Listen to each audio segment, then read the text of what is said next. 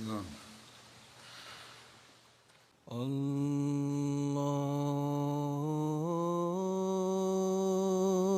الله أكبر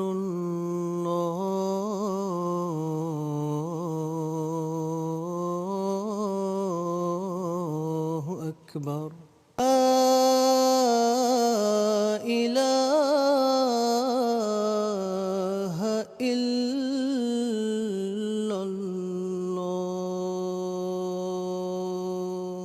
أشهد أن لا إله إلا الله وأشهد أن محمدا عبده ورسوله غير المغضوب عليهم ولا الضالين.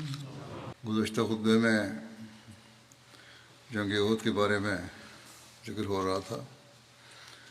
اس بارے میں حضرت مسلمہ رضی اللہ عنہ نے جو بیان کیا ہے وہ مختصر طور پر بیان کیا. آپ نے بیان کرتا ہوں.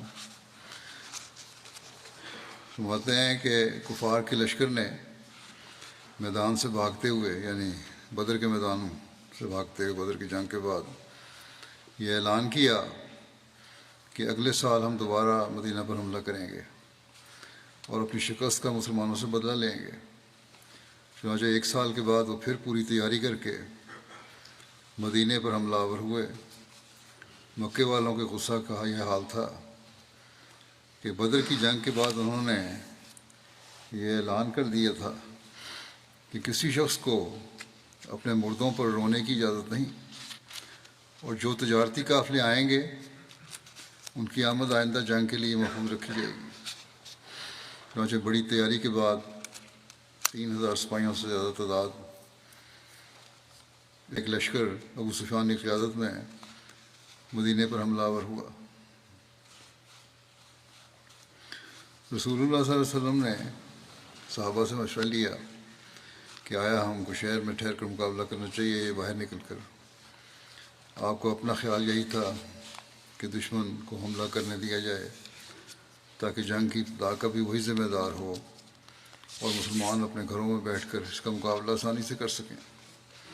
لیکن وہ نوجوان مسلمان جن کو بدر کی جنگ میں شامل ہونے کا موقع نہیں ملا تھا اور جن کے دل میں حسرت رہی تھی کہ کاش ہم کو بھی خدا کی راہ میں شہید ہونے کا موقع ملتا، انہوں نے اصرار کیا کہ ہمیں شہادت سے کیوں محروم رکھا جاتا ہے. چنانچہ آپ نے ان کی بات مان لی. مشورہ لیتے وقت آپ نے اپنی ایک خواب بھی سنائی. فرمایا خواب میں نے چند گائیں دیکھی ہیں اور میں نے دیکھا ہے کہ میری تلوار کا سرا ٹوٹ گیا ہے، اور میں نے یہ بھی دیکھا ہے کہ وہ گائیں ذبح کی جا رہی ہیں، اور پھر یہ کہ میں نے اپنا ہاتھ ایک مضبوط اور محفوظ زرہ کے اندر ڈالا ہے، اور میں نے یہ بھی دیکھا ہے کہ میں ایک مینڈے کی پیٹھ پر سوار ہوں. صحابہ نے کہا یا رسول اللہ آپ صلی اللہ علیہ وسلم، آپ نے ان خوابوں کی کیا تعبیر فرمائی؟ آپ نے فرمایا گائے کے ذبح ہونے کی تعبیر یہ ہے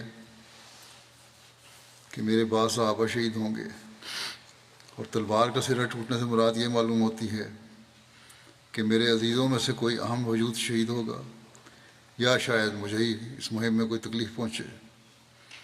اور زرہ کے اندر ہاتھ ڈالنے کی تعبیر میں یہ سمجھتا ہوں کہ ہمارا مدینے میں ٹھہرنا زیادہ مناسب ہے، اور مینڈے پر سوار ہونے والے خواب کی تعبیر یہ معلوم ہوتی ہے کہ کفار کے لشکر کے سردار ہم غالب آئیں گے، یعنی ان کو ہم زیر کر لیں گے، یعنی وہ مسلمانوں کے ہاتھ سے مارا جائے گا. گو اس خواب میں مسلمانوں پر یہ واضح کر دیا گیا تھا کہ ان کا مدینے میں رہنا زیادہ اچھا ہے، مگر چونکہ خواب کی تعبیر رسول کریم صلی اللہ علیہ وسلم کی اپنی تھی، الہامی نہیں تھی، آپ نے اکثریت کی رائے کو تسلیم کر لیا اور لڑائی کے لیے باہر جانے کا فیصلہ کر دیا. صحابہ کو تیاری کرنے کا حکم دیا اور آپ خود بھی جنگ کی تیاری کرنے لگے. آپ صلی اللہ علیہ وسلم نے ان کو خوشخبری دی کہ اگر لوگوں نے صبر سے کام لیا تو اللہ تعالیٰ ان کو فتح و کامرانی عطا فرمائے گا۔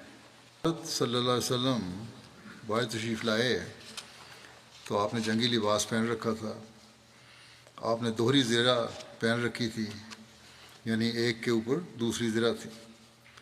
یہ ذات الفضول اور فضا نامی زرہیں تھیں، اور ذات الفضول وہ زرہ تھی جو اس وقت آپ کو حضرت سعد بن عبادہ نے بھیجی تھی جب کہ آپ غزوہ بدر کے لیے تشریف لے جا رہے تھے، اور یہی وہ زرہ تھی کہ جب آپ کا انتقال ہوا تو یہ زرہ ایک یہودی کے پاس رہن رکھی ہوئی تھی، پھر حضرت ابوبکر نے اس زرہ کو چھڑا لیا تھا، یعنی وہ پیسے دے کے اسے واپس لے لی۔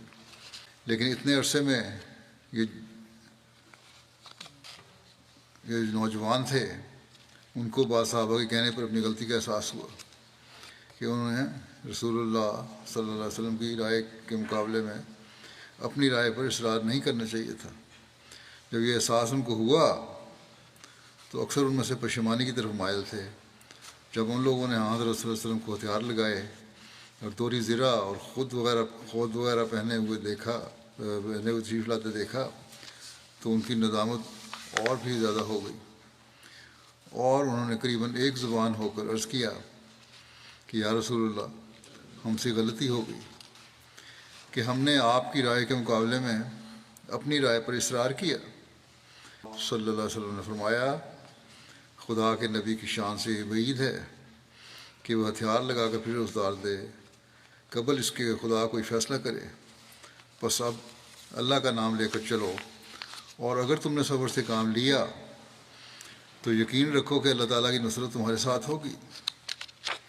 بہرحال اسلامی لشکر کی روانگی کا تیاری شروع ہوئی۔ حضرت صلی اللہ علیہ وسلم 1000 کے لشکر کو ساتھ لے کر مدینے سے روانہ ہوئے۔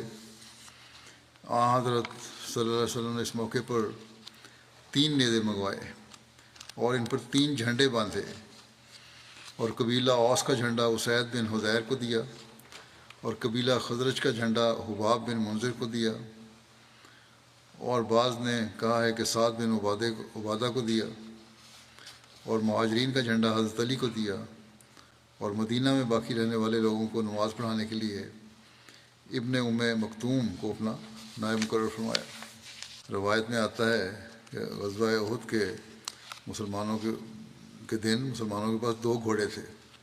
ایک گھوڑا رسول کریم صلی اللہ علیہ وسلم کے پاس تھا جس کا نام ثقب تھا، اور دوسرا گھوڑا حضرت ابو بردہ کے پاس تھا جس کا نام ملاوے تھا۔ جب آپ ثنیہ تک پہنچے تو ایک بہت ہتھیار والی فوج دیکھی، ان کے ہتھیاروں کی جھنکار تھی۔ آپ نے پوچھا یہ کیا ہے؟ صحابہ کرام نے جواب دیا یہ یہود میں سے عبداللہ بن ابی کے حلیف ہیں۔ آپ نے پوچھا یہ یہود اسلام لے آئے ہیں؟ جواب دیا گیا نہیں۔ تو آپ نے فرمایا ہم مشرکین کے خلاف اہل کفر کی مدد نہیں لیں گے۔ حضرت صلی اللہ علیہ وسلم روانہ ہوئے اور شیخین کے مقام پر پہنچ کر آپ نے پڑاؤ ڈالا۔ یہ مدینہ کے 2 پہاڑ تھے۔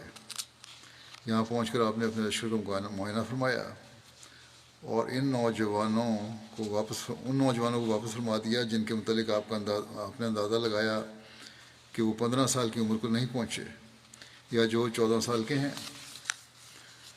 کم عمری کی وجہ سے جن کو واپس کیا گیا وہ بچے پرجوش تھے۔ ان کے نام بھی روایات میں بعض بھی ملتے ہیں۔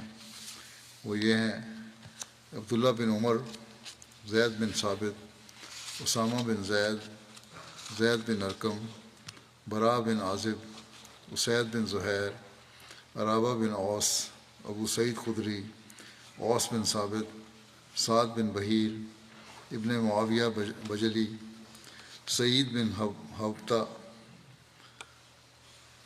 ان کی والدہ کا نام تھا، سعد بن عقیب، زید بن جاریہ، جابر بن عبداللہ۔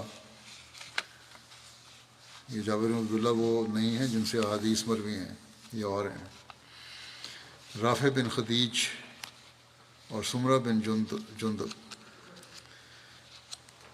رافع بن خدیج کے بارے میں آپ صلی اللہ علیہ وسلم بتایا گیا کہ یہ تیر انداز ہیں، تو ان کو آپ نے اجازت دے دی، پہلے ان کا واپس جاؤ، جب پتہ لگا کہ یہ اچھا تین انداز ہے تو پھر آپ نے اجازت دے دی۔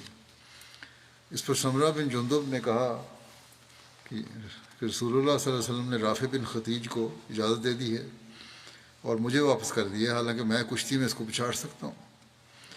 یہ بات رسول اللہ صلی اللہ علیہ وسلم کو معلوم ہوئی تو آپ نے فرمایا کہ تم دونوں کشتی کرو۔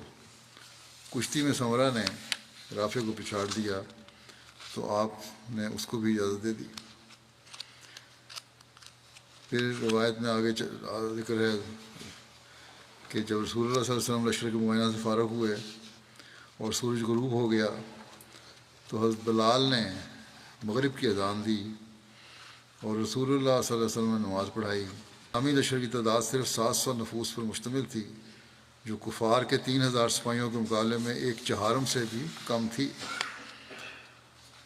اور سواری اور سامان حرب کے لحاظ سے بھی اسلامی لشکر کے مقابلے میں بالکل کمزور، لشکر قریش کے مقابلے میں بالکل کمزور اور حقیر تھا، کیونکہ مسلمانوں کی فوج میں صرف 100 زرہ پوش اور فقط 2 گھوڑے تھے۔ اس کے بالمقابل کفار کے لشکر میں 700 زرہ پوش اور 200 گھوڑے اور 3000 اونٹ تھے۔ الحمد للہ نحمده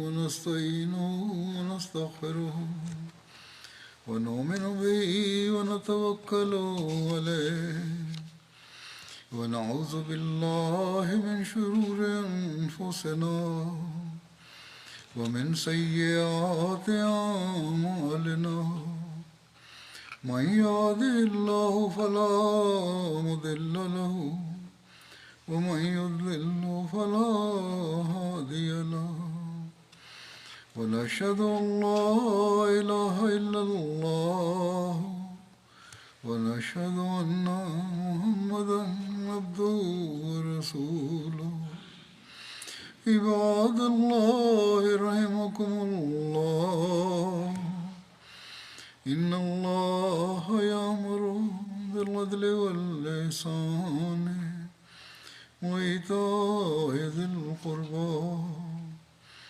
وينهى عن الفحشاء والمنكر والبغي يعظكم لعلكم تذكرون اذكروا الله يذكركم وادعوه يستجب لكم ولذكر الله أكبر